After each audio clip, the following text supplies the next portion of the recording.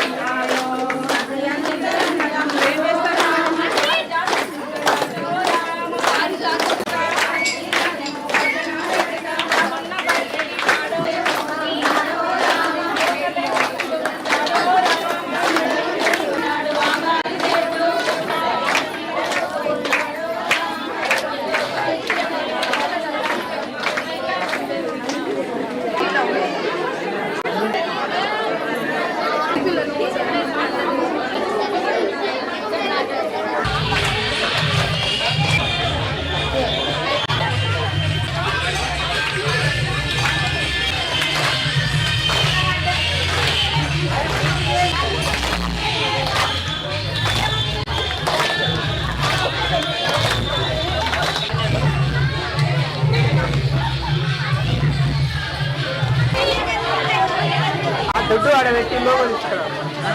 దుడ్డు ఆడబెట్టి